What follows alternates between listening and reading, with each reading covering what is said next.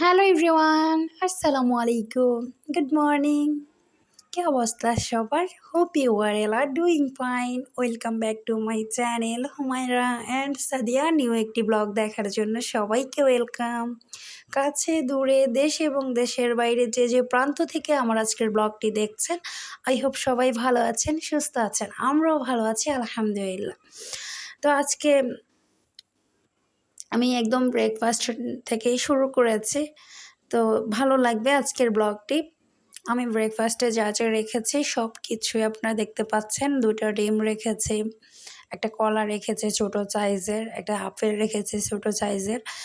আপনারা ম্যাক্সিমাম যারা হচ্ছে যে ডায়েট করে বা মেনটেনিং করে তাদের জন্য হচ্ছে যে এই খাবারগুলো হচ্ছে যে একদমই ভালো কাজে দেয়, এনার্জিও ফুল থাকে।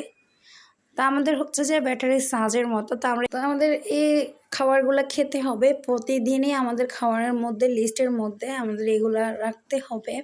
তো সেটা নাই বললাম, যেহেতু জিম করে এজন্য হচ্ছে যে এক্সট্রা আমাদের খাবারটা এভাবে খেতে হবে। আর আজকে যেই কথা, আমার আজকে দুপুরের খাবারটা হচ্ছে যে এটাই, ব্রেকফাস্ট বলেন দুপুরের খাওয়া বলেন, আজকে এটাই ছিল ফুল টাইম।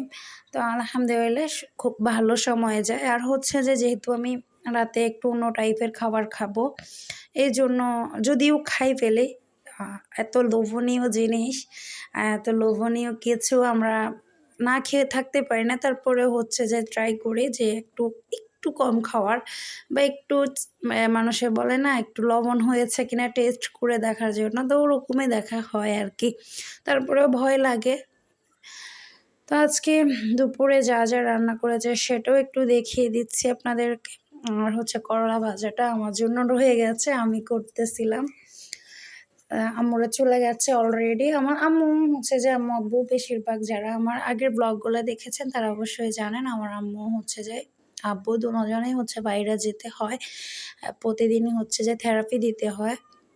এই কারণে হচ্ছে যে বাসায় ওনারা থাকে না। তো যে রান্নাগুলো থেকে যায় মাঝে মাঝে আমি করি, না হয় একদমই করি না। আমার কোনো কাজে থাকে না, শুধু আমার ডায়েটের দিকে আমি ফলো করি। যেটা হচ্ছে যে আমার খাওয়া চলবে আমি ওগুলোই রান্না করি, ওগুলোই খাই। তো এর মধ্যে হচ্ছে যে আমার আব্বু হচ্ছে যে একটা বায়না ধরছে ছোটো বাচ্চার মতো। অনেক দিন হয়েছে আমাদের বাসায় বিরিয়ানি রান্না করা হচ্ছে না। তো অনেক কথাই বলা হচ্ছে, মানে এমনি করো অমনি করো। তো আব্বুকেও বলতেছি যে আপনি করে ফেলেন, আজকে করি, আপনি খাওয়ান আমাদেরকে, কিছু একটা করেন। তো আব্বু বলে যে তোমরা কিছু একটা করো, আমি বাইরে থেকে এসেছি, তোমরা আমাকে এই সেই অনেক কিছুই খাওয়াবা। তো বাবা তো অনেক কিছুই আবদার করে, কিন্তু আমরা দেই না ভয়ে, যেহেতু উনি অসুস্থ। ওনার যে খাবারগুলা অ্যাভয়েড করার দরকার ওগুলো তো আমরা দূরে রাখার ট্রাই করি, কিন্তু হচ্ছে যে হয়ে ওঠে না। কখনো কখনো মায়ায় কাজ করে যে কেমনে নিষেধ করি। এত বছর বাইরে ছিল, তখনও ডায়েটে ছিল, বা কী খাইছে না খাইছে ওগুলো আমরা দেখিনি, বাট হচ্ছে যে এখন তো দেখতেছি। তো এর মধ্যে আমি চলে এসেছি, ওই যে কথা সেই কাজ। আমার রান্নাবান্না আমি স্টার্ট করে দিয়েছি। তো যেটা রান্না করতেছি আজকে স্পেশালভাবে, স্পেশাল কিছু দিয়ে আমি রান্নাটা করতেছি। আপনাদের বাসায়ও করবেন মেহমানের জন্য, বা নতুন কেউ আসলে, গেস্ট আসলে তার জন্য দিবেন। দেখতে যেমন সুন্দর, খেতেও সুস্বাদু। মানে আপনি আর বলবো না, শুধু দেখতে থাকুন, ভালো লাগবে। তো এখানে হচ্ছে যে আমি ফুটন্ত গরম পানিতে হচ্ছে যে 2-3টা এলাচ দিয়েছি, তেজপাতা দিয়েছি, কয়েকটা লং দিয়েছি, মোটা জিরাটা দিয়েছি একটু, তারপর ঘি দিয়েছি, তারপর আমি হচ্ছে চাউলটা দিয়ে দিয়েছি। তো গেস করুন কী রান্না করা হচ্ছে। আমি এটা বলবো কি, বাট হচ্ছে আমার কাছে এটা আমি নাম রেখেছি, সেটার নামও আমি পরবর্তীতে বলতেছি, আপনারা দেখতে থাকুন। তো আমি এটা হচ্ছে যে 80% সিদ্ধ করে নিয়েছি। আমি প্রপারভাবে হচ্ছে যে রান্নার মশলা তারপর অনেক কিছুই বুঝি না। এই যতটুকু বুঝেছি ততটুকু আপনাদের মাঝে শেয়ার করেছি। এত সাংসারিক হয়ে উঠতে পারি নাই আপনাদের মতো। আপনারা অনেক কিছুই জানেন, আপনাদের থেকে আমরা অনেক কিছুই শেখার আছে। তো হচ্ছে যাই হোক, আমি হচ্ছে যে সরিষার তেল দিয়ে রান্না করতেছি। আমার যা যা ও পাশে হচ্ছে যে আমার রাইসটা হয়ে গেছে, আর এখানেও বেরেস্তাটা করে নিচ্ছি, সরিষার তেলের মধ্যে করে নিচ্ছি। একটু সময় লাগতেছিল। বলবেন মন দিয়ে রান্না করবেন, রান্নাটা খুবই টেস্টি হবে, খুবই মজা হবে, সবাই পছন্দ করবে আপনার খাবারটা। আপনি ওভাবেই রান্না করবেন। তা আমার বেরেস্তাটা হয়ে গেছে, সেটা আমি চিনি দিয়ে হচ্ছে যে মেখে রাখবো একটু ভালো হওয়ার জন্য। আপনারা হয়তো জানেনই। তো আমি এখানে গোটা যে মশলাগুলো নিয়েছি, এখানে হচ্ছে মেথি নিয়েছি, শুকনা মরিচ নিয়েছি, মোটা জিরা, কালো চিকন জিরা, তারপরে যে গোলমরিচ, তারপর লং, কিশমিশ, গোটা মশলা, অনেক কিছু নেওয়া হয়েছে, আপনারা দেখলে বুঝবেন। তো সব কিছু আমি কষিয়ে নিচ্ছি একে একে করে। তো এখানে হচ্ছে যে আদা বাটা দিচ্ছি, রসুন বাটা দিচ্ছি, পেঁয়াজ বাটা দিচ্ছি। যেহেতু আমি পেঁয়াজ এক্সট্রা করে ওখানে চিকেনের মধ্যে দিয়ে দিয়েছি, চিকেনটা আমি এক্সট্রা করে রান্না করতেছিলাম। তারপরে এখানে আবার রান্না করা হবে। তো দেখতে থাকুন আমি কিভাবে রান্না করতেছি আজকে। যদি হাতে সময় থাকে এভাবে করতে পারেন আপনারা মেহমানের জন্য, গেস্টের জন্য, খুবই মজা হয়। আমি সত্যি বলতেছি, আপনারা বাসায় একবার দেখতে পারেন। তো এই মশলাটা ম্যাগি মশলা, এটা বাইরের। তো ওটাও হচ্ছে যে অ্যাড করে দিয়েছি। তো এখানে আমি টমেটো দিয়েছি, গোটা গোটা করে হচ্ছে যে রসুনের কোয়া দিয়েছি।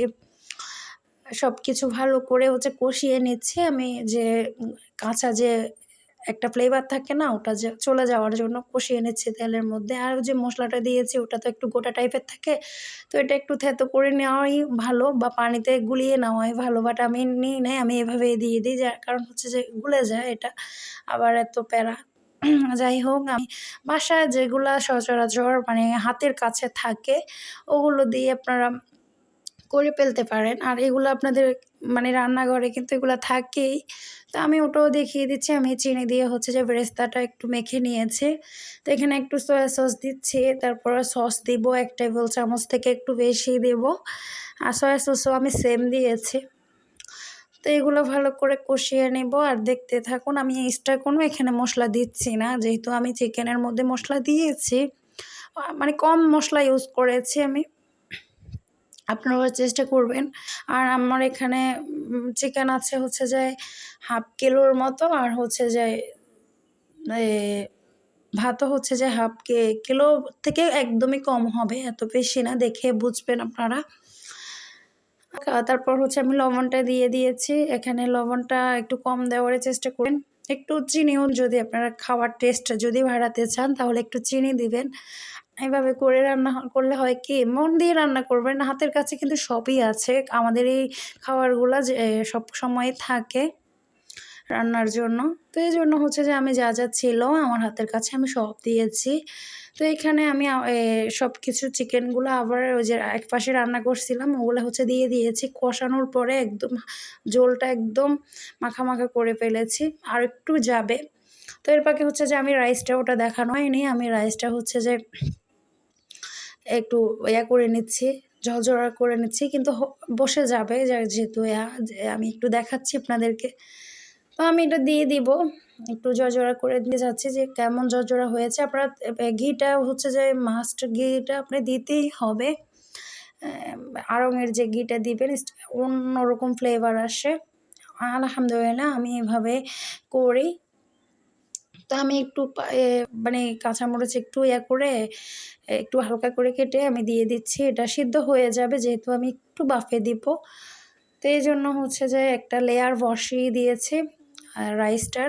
তো আরেকটা লেয়ার দেওয়া হবে। দেখতে থাকুন, ভালো লাগবে। দেখতেও ভালো যেমন হয়েছে, খেতেও কিন্তু খুবই টেস্টি হয়েছে। তারপর হচ্ছে যে আমি আবার একটু ঘি দিয়ে দিচ্ছি। তারপর আবার হচ্ছে যে আরেকটা লেয়ার দিব। আর এখানে আমি আলু দিচ্ছি না, এক্সট্রা কোনো ডাল দিই নাই। আমি এভাবেই রান্না করতেছিলাম। তো আমার যে কথা সে কাজ, আমি হচ্ছে আরেকটা লেয়ার দিয়ে দিয়েছি, ওটা আপনাদেরকে দেখানো হয়নি। তারপর পেঁয়াজ বেরেস্তাটা দিয়ে দিই উপর দিয়ে। তারপর এখানে যে একটু দেখতেছেন ওটা হচ্ছে কমলা, যে পরে সাদা অংশটা, সরি সবুজ অংশটা, ওটা হচ্ছে যে আমি গ্রেট করে নিয়েছি। ওটা হচ্ছে যে একটু দিয়ে দিয়েছি, কারণ এটা ফ্লেভার চড়ায়, স্ট্রং থাকে এটা। মানে যখন আপনি ঢাকনাটা খুলবেন তখন এত ভালো স্মেল ছড়াবে বলার বাইরে। একটু ধনিয়া কুচি দিয়ে দিয়েছি, আর একটু গাজর গ্রেট করে দিয়ে দিচ্ছি। মানে এটুকুই হয়ে যাবে। হাতের কাছে এগুলো কিন্তু সব থাকে আমি যতটুকু জানি। তো আমার যা, যা ছিল আমি সব দিয়ে দিচ্ছি। তারপর হচ্ছে যে একটু ঘি দিয়ে দিচ্ছি ১ টেবিল থেকে ২ টেবিল চামচ দিয়ে দিলে হবে এনাফ। তো এখানে ফুড কালার দিচ্ছি এক ফ্লেভারের। একটা হচ্ছে যে স্ট্রবেরি ফ্লেভার, এটা হচ্ছে স্ট্রবেরি ফ্লেভার দিবেন, ভালো লাগবে। বললাম না স্ট্রং ফ্লেভারটা আপনারা যখন পাবেন আর কেওড়ার জলও দিবেন, সেটা স্কিপ করা হয়েছে। আমার ক্যামেরাতে কেন জানি হয় নাই। যাই হোক এরকম হয়, আমি মুখে বলে দিচ্ছি। বাসায় এগুলো কিন্তু থাকেই, আমাদের রান্না করা হয় মাঝে, মাঝে। বাসায় সবার অনেক বেশি রান্না করা হয়।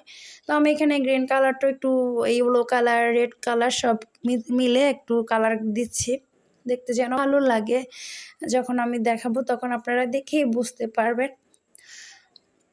আলহামদুলিল্লাহ সবাই খুবই পছন্দ করেছে। আমি বললাম না লোভ সামলাতে পারিনি, একটু খেয়ে ফেলেছি। তারপরেও হচ্ছে যে আমার যে ডায়েট প্ল্যানটা ওটা হচ্ছে যে আবার শুরু করেছি। তো মানে ওয়াও! মাশাআল্লাহ, আমি যখন ঢাকনাটা খুলে দেখতেছিলাম মানে সবাই হচ্ছে যে অবাক হয়ে যাচ্ছে, বলে যে, "এটা কি রান্না করেছো?" মানে এত ভালো একটা স্মেল ছড়াচ্ছিল। আমি মনে হচ্ছে যে আমি এখন খাচ্ছি, আবার ভয়েসটা তো দেওয়া হচ্ছে। আলহামদুলিল্লাহ খুবই মজা হয়েছে। আপনারা এভাবে করে দেখতে পারেন। আমি আবারও বলতেছি, আর যদি দেখতে আমার ভিডিওর কোনো অংশ কোনো জায়গা ভালো লেগে যায় অবশ্যই আমার চ্যানেলটা সাবস্ক্রাইব করবেন, লাইক করবেন, কমেন্ট করবেন, শেয়ার তো অবশ্যই করবেন। তো আমি এটার নাম রেখেছি সেটাই বলে দিই। আমি বলে নাম রেখেছি কালার বিরিয়ানি। আমার মেয়েকেও শিখাচ্ছিলাম যে এটার নাম হচ্ছে কালার বিরিয়ানি। কারণ আমি যেহেতু কালার ইউজ করছি, এটা আপনারাও নাম রাখবেন কালার বিরিয়ানি। অনেক লোভনীয় একটা রান্না হয়েছে। আমি রান্না করতেছি বা আমি খেয়েছি, আমি বলতেছি না। বাসায় চেষ্টা করবেন, দেখবেন। দেখতে যতটা ঝরঝরা হয়েছে, খেতেও খুবই মজা হয়েছে। মনে হচ্ছে আমি এখনো খাচ্ছি। আপনারা দেখতে পারেন। আলহামদুলিল্লাহ আমার বাসার সবাই পছন্দ করেছে। আমি চিন্তা করতেছি এটা আমার ফার্স্ট টাইম। আমি মাঝে, মাঝে আগে করতাম যখন আমার আব্বু দেশে ছিল না। তো এখন ইদানিং করাই হয় না। তো আজকে মানে হঠাৎ করে করলাম, বাবা যখন বলেছে।